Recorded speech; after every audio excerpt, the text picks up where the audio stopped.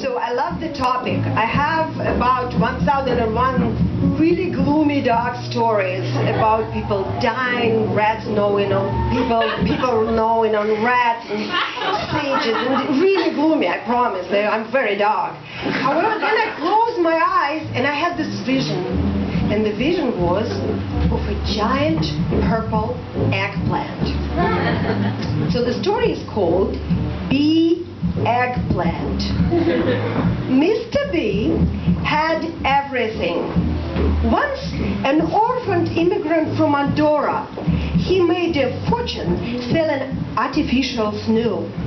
The factory, located in Jaffa, Israel, imported snow first to Switzerland for the skiing folks, then to Russia, and then worldwide.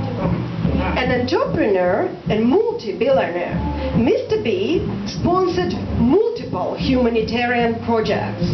For example, the Happy Human Machine, the Transatlantic Bridge, and Moon Yellow Cab. I want to make a difference in the world, confessed Mr. B to the National Enquirer. I want to grow an eggplant the size of the Empire State Building and feed the hungry of the world.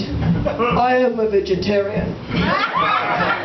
So, Mr. B established the Bee Fund and invited scientists from all over the world to work on the Bee Eggplant project. First, Dr. Nanjirel Dramararji, a marine biologist from Ulaanbaatar, Mongolia, suggested that the bee eggplant should be planted at the bottom of the Atlantic Ocean. According to Dr. Dramararji, the spongy tissue would expand and the eggplant would swell up like a balloon, while the marine life would add to the nutritional density of the product. Then, Igor Pukin, a 90-year-old chemist from Zakhamirsk, Russia, revealed the only existing photograph of the monster eggplant created in the 30s on Stalin's request. The bloody eggplant had the shape and size of the Kremlin. Thousands of prisoners labored inside the vegetable. They ate eggplant only. Many died from overdose. The dead were pureed and buried inside the eggplant. KGB burned the vegetable a decade later, but Mr. Pukin had swallowed a capsule with a secret code and kept the know-how. Lucid and enthusiastic, he was eager to restore the deed of his youth. Finally, Joe Chin, Dan Chan, and Stan Chung, American students from Lowell High School, San Francisco, California, came up with the revolutionary idea of implanting the DNA of a white mouse into a Japanese eggplant. Should their expectations come true, claimed the scholarly youth, the eggplants would learn to reproduce at a mind-blowing speed. Although each baby eggplant would be only the size of an average mouse, quantity would triumph over quality. Size does not matter, chanted the American students. The slogan agreed with the philanthropist. He awarded the grant to the talented youngsters. Joe, Dan, and Stan, and the international crew of experienced scholars settled in a spacious state-of-art laboratory in North Carolina. The Northwest Wing hosted the Department of Mice. Animal rights activists built a white shack shaped like a mouse in front of the wing. The activists recited, "Hickory, dickory, dock, the mouse will knock the clock." Eggplant rights activists recited in a giant plastic purple eggplant by the Department of Eggplants, the Southeast Wing. They wore purple and played deep purple songs. The CBS Eyewitness New Crew settled by the main entrance. The scientists worked, the mice reproduced, the eggplants grew, the activists chanted, the reporters drank for 6 months. Joe managed to get one crooked little eggplant with paws to run in a wheel. Dan and Stan grew a snow-white eggplant with silky fur and a disgusting pink tail. It purred. The research went on. One night, Dr. Punchinelli, a scientist from Italy and the manager on duty, paced from the mouse department of the eggplant department and back, the way scholars do. A pet white mouse named Claudia Rossi sat on his shoulder. Dr. Punchinelli was not thinking about the DNA. He was thinking about sex. He was lonely in North Carolina. He hated American food and women. The first did not agree with his digestive system. The latter did not agree to sleep with him.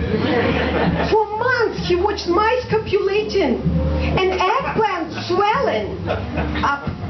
He envied mice. He hated eggplants. He wanted to go home. Mice, eggplants and sex. Eggplants, mice, sex. His faraway Italian girlfriend Claudia Rossi had violet eyes and Pompeii hips. He sighed.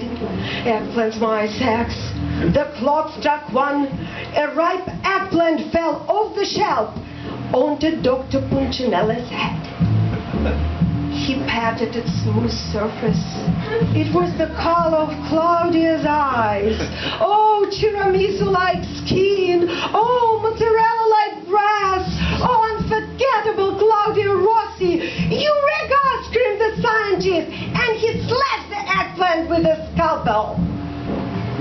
A sleepless eggplant right activist spotted a giant shadow swaying up and down in the window and heard a mouse squeaking. The next morning, a powerful explosion woke up the activists and reporters.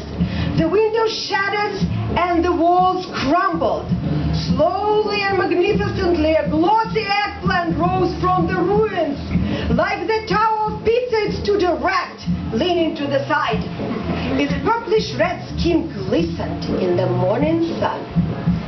Two female activists from Portland squealed and fainted. It's alive! Screamed the crowd. It's breathing! Go Lowell! Chanted Joe, Dan, and Stan. Soon, the whole world was glued to the television set. The CBS News ratings rocketed sky high. Mr. B proclaimed himself a bee Jesus. Dr. Punchinelli gave an exclusive interview about his discovery. But it is very, very simple. Think very, very big.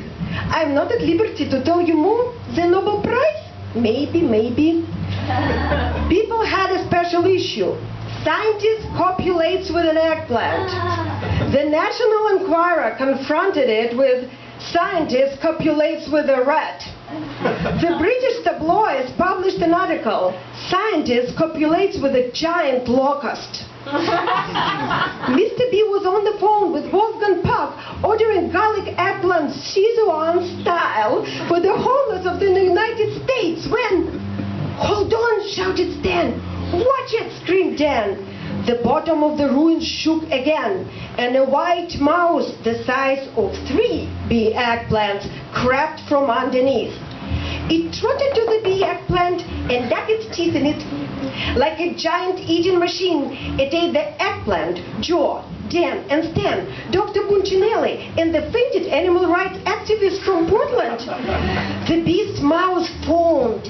It turned purple. The CBS News crew kept recording.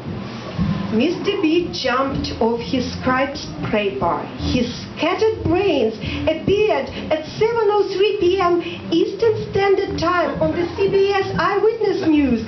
And at 7:05, the giant purple mouse exploded, erasing the planet Earth from the universe.